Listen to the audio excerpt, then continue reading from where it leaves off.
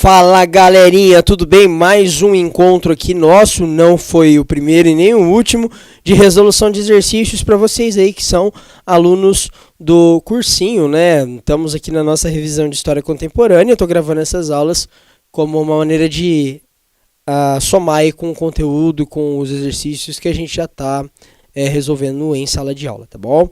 E agora a gente vai conversar sobre alguns exercícios sobre alguns temas, né, alguns exercícios de alguns temas que englobam o período que a gente chama, vamos ali, ó, que interessante, que é o que a gente vai chamar de período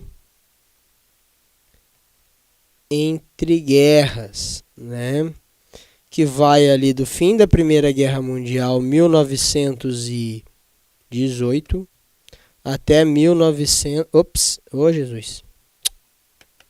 Pera aí, gente, que eu apanho 10-0 pra caneta. Oh, meu Deus do céu. Vamos aqui.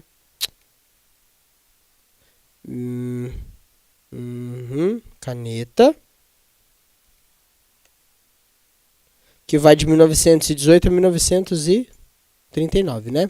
Então, esses basicamente 21 anos aí, né, basicamente, é o período entre guerras. Aqui eu tenho crise de 29, Rony. Eu tenho a ascensão dos regimes nazifascistas. Eu tenho, enfim, bastante elementos acontecendo, sobretudo regimes totalitários e crise de 29, né? Acontecendo nesse período que a gente vai chamar, os historiadores vão chamar de entreguerra, que é entre a Primeira e a Segunda Guerra Mundial. Só a nível de curiosidade, não é para confundir vocês. Tem historiador como Eric Hobsbawm, por exemplo, que ele vai falar de uma grande guerra. Ele não vai dividir em Primeira e Segunda Guerra Mundial. Ele vai falar que é uma guerra generalizada na Europa com um intervalo, né? Mas para nós aqui, que vamos fazer o vestibular, né, a gente sempre pensa numa Primeira Guerra e, de fato, isso é só uma interpretação do Hobsbawm, tá? Não quero confundir a cabeça de vocês. A gente fala em Primeira Guerra Mundial, período entre guerras, e Segunda Guerra Mundial, beleza? Mas é só porque, como eu sei que a gente já é avançado, a gente consegue ter esse bate-papo, né? Então só tô trazendo uma outra visão de mundo aí de um historiador. Mas vamos lá. Então vamos para o exercício 1 aqui. Vou ler para vocês, tá? Os slogans nazifascistas eram publicamente invocados e sempre aplaudidos, às vezes em uníssono, ou seja, todo mundo ali, né? Pela massa popular em praças públicas. Acredita, obedece, luta. Quem tem aço tem pão. Aço é sinônimo de progresso, lembra?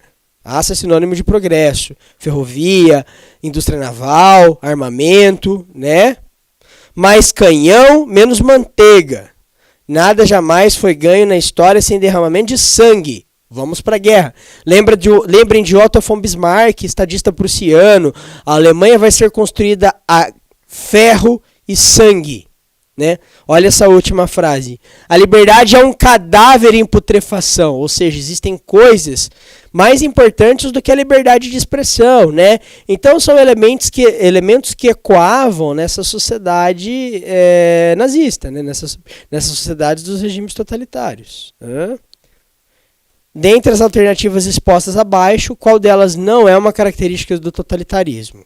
Lembrando, o totalitarismo é um conceito bem legal, a Hannah Arendt aborda esse conceito, né, filósofa cobrada pela UEL, e ele é diferente de autoritarismo. Existem alguns elementos que eu tenho no totalitarismo que eu não tenho no autoritarismo. Eu vou dar um exemplo para vocês.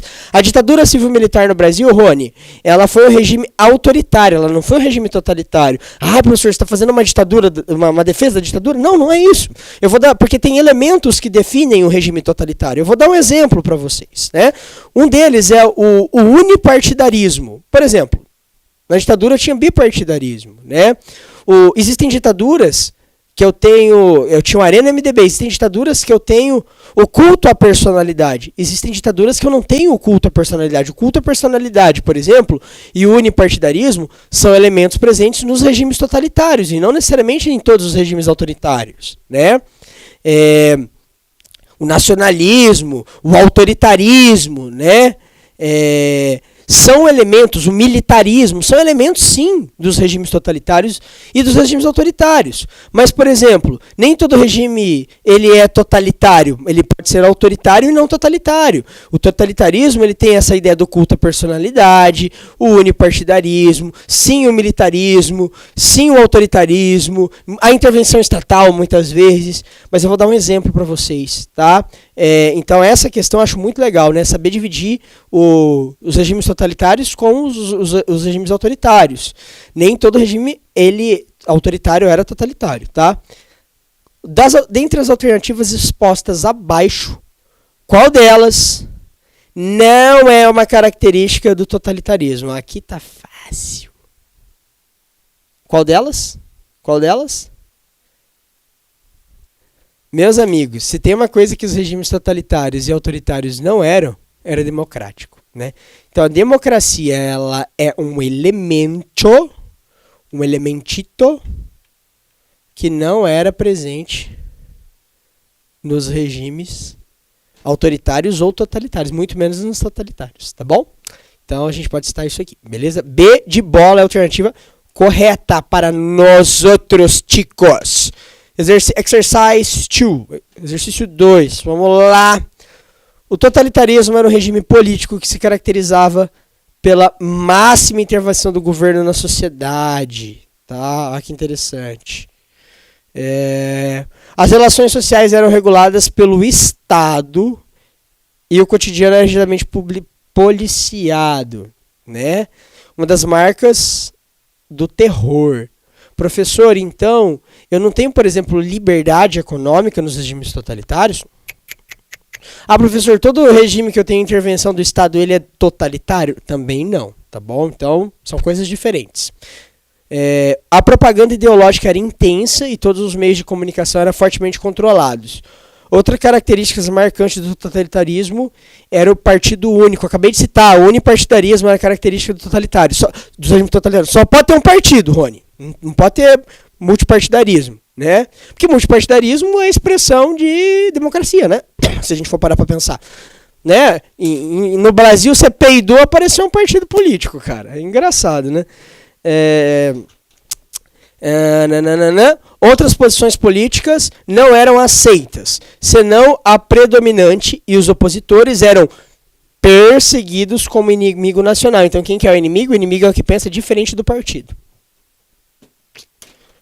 Vamos ler.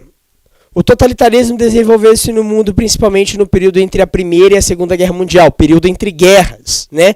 Qual dos países indicados abaixo não pode ser considerado como totalitário? Então vai ter um aqui abaixo, que era um país que tinha um regime e não era totalitário. Vamos ver? A Itália fascista. Esquece. A Itália é um regime totalitário. A Alemanha nazista. Regime totalitário. A Espanha de Franco. Regime extremamente, né, totalitário também. E a Inglaterra que é a única que salva o Rony pra gente, né? A Inglaterra era uma monarquia parlamentarista, liberal, onde tinha liberdade de expressão, tá? Então ali, dentro desse contexto, eu vou ter uma democracia, né? Uma potência liberal, beleza? Então a gente fica com... Embora eu não seja muito fã de Churchill, né? Por exemplo, uma opinião pessoal minha, né? Um grande imperialista, deva-se tirar o chapéu aqui nesse momento, porque... né, ele não faz parte desses grupos totalitários, tá? E a gente vai para um texto agora do historiador que eu acabei de citar no começo da aula, que é o historiador Eric Hobsbawm, a questão de número 3 do Hobsbawm, né? 3, vamos lá. No nazismo temos um fenômeno difícil de submeter à análise racional, estou lendo o texto. Sobre um líder que falava em tom apocalíptico, de poder ou destruições mundiais. Regime fundado numa ideologia absolutamente repulsiva de ódio racial. Um dos países mais cultural e economicamente avançados da Europa. Planejou a guerra e lançou uma conflagração mundial que matou mais de 50 milhões de pessoas. Eric Hobsbawm. Ele está falando de que líder? Do Hitler. Ele está falando de qual nação? Da Alemanha. Gente, se você pega a Alemanha, né, uma nação desenvolvida... Quantos prêmios Nobel, né, a Alemanha teve? Né, avanço científico. Se você pega as artes plásticas, se você pega a arte musical, a literatura, né? A Alemanha, as catedrais monumentais, pense em Colônia, por exemplo, né? Catedral de Köln, né? Então você pensa assim, a riqueza arquitetônica e tudo mais, mas a Alemanha, né, passou por esse regime totalitário, por essas condições aí, né? E olha só, em linhas gerais, podemos caracterizar a ideologia nazista como, vamos lá, escola, né, nacionalista e anticomunista. Tá, estadista e anticapitalista, marxista e pacifista, racista e internacionalista, nacionalista e pluripartidarista. Primeira coisa, vamos pensar assim.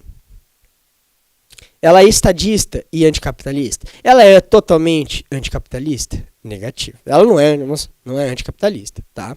Ela não é anticapitalista, pelo amor de Deus. Se você pegar as empresas, qual que é o carro que fez o Hitler Rihone? O Fusca, né? Volkswagen, Bosch, né? A Bayer de indústria química, foram empresas que enriqueceram muito de capital privado que estavam na Alemanha, né? Então é até polêmico, né? De onde vem o capital dessas empresas, né? Muito do acúmulo de capital dessas empresas vem do tempo do Reich, né? Então ela não é anticapitalista. Então eu vou eliminar aqui. Marxista, negativo, e pacifista, nem um pouco pacifista, nem um pouco marxista, tá? O Marx não vai servir de base para a ideologia nazista. Racista, sim. Internacionalista, não. Ela é ultranacionalista e ela não está aberta para além do povo alemão. Nacionalista e pluripartidarista está errado. Por que pluripartidarismo? O nazismo é um regime totalitário. Então eu tenho que pensar em unipartidarismo. Posso eliminar essa alternativa também. Então fica aqui com nacionalista e anticomunista, tá? Então eles eram extremamente nacionalistas e eles eram sim anticomunistas. Ai, professor, mas ali não tem aquele discurso que nazismo era de esquerda? Gente, pelo amor de Deus, não confundimos as coisas. Quer fazer uma crítica à esquerda? Pode fazer. Teve o totalitarismo de esquerda? Teve o stalinismo, por exemplo, matou muita gente. Mas não vamos confundir as coisas, tá? O nazismo, ele não é de esquerda, ele está no espectro de extrema direita. Então, nacionalista e anticomunista, tá? Né? Basta pensar que os socialistas e os comunistas eram perseguidos pelos nazistas, beleza? Galera, aqui a gente viu alguns exercícios, né, sobre os regimes totalitários. Então sempre lembrar que os regimes totalitários eles estão inseridos nessa dinâmica do quê? Do período entre guerras, tá bom? Os regimes totalitários eles surgem antecedendo ali a Segunda Guerra Mundial, né? Sobretudo Itália e Alemanha, né? A Alemanha com espírito revanchista, ultranacionalista, de superioridade, influenciado pelo darwinismo social também, pelo cientificismo racista, né? Então são elementos que vão ali incorporar nos regimes totalitários como o nazismo, por exemplo, tá bom? Assim como o fascismo na Itália, tá? Então os regimes totalitários, eles são efeitos colaterais dos acontecimentos da Europa do século XIX e do século XX, tá bom?